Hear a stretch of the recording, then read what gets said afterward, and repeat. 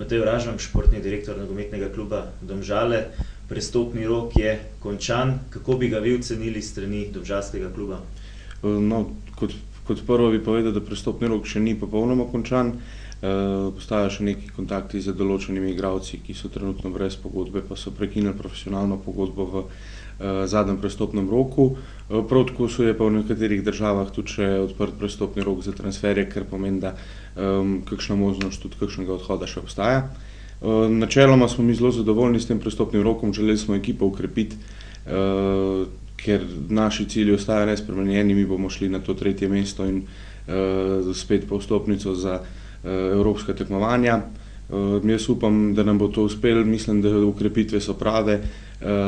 Denis Halilović pa Ned Skupic imata že nek določen ugled v Sloveniji, sicer ima trenutno še malo manjka fizična pripravljenost, medtem ko mislim, da bo Radovanović prijetno presenetil, zaenkrat na treningih in pa na prijateljskih tekmah kaže, da gre za zelo kvalitetnega igralca in jaz mislim, da smo tudi z njim in pa seveda z Jakovi Bešijom, ki je tudi stari znanec naših zelenic, kar veliko pridobili. Ni pa še izključeno, da ne bi še kdo prišel. Trenutno urejamo papirje za kamerunskega nogometaša Mišela Balokoga.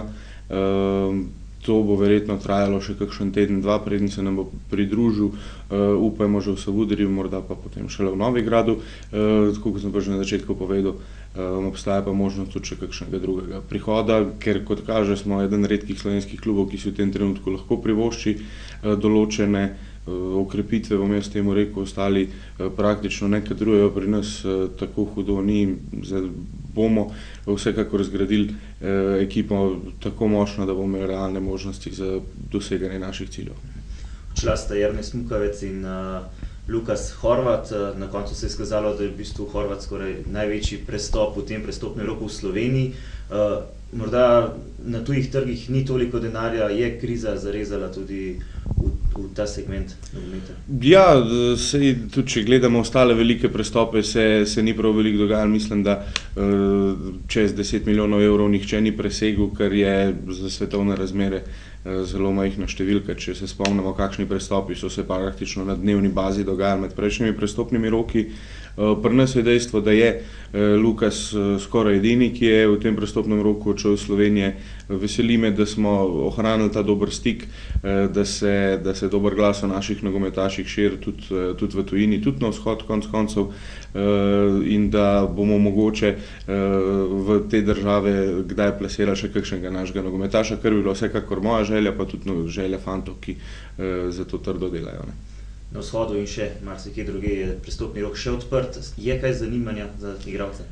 Ja, zanimanje je vedno. Zdaj, kako hitro pa pride iz tega zanimanja v neko konkretno ponudbo, pa potem v končen posel, pa je vprašanje tako časa kot volje, kot nekaterih drugih elementov, ki so tukaj prisotni.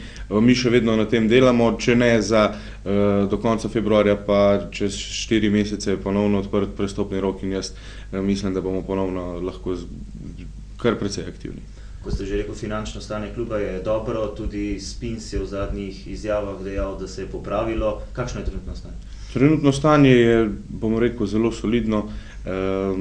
Nikomur nismo ničesar dolžni, po drugi strani pa še vedno skrbno pazimo na vsak evro, kako se porabi. Če se dotaknem potem tudi te ocene nogometašov, ne toliko Spinsa, vesel sem, da smo na tej lestvici naredili preskok in smo trenutno kar na 4. mestu, medtem ko smo bili, mislim, da po prvi raziskavi šele na 8. V klubu smo se zelo trudili, da izboljšamo ta odnos in razmerje proti nogometašem.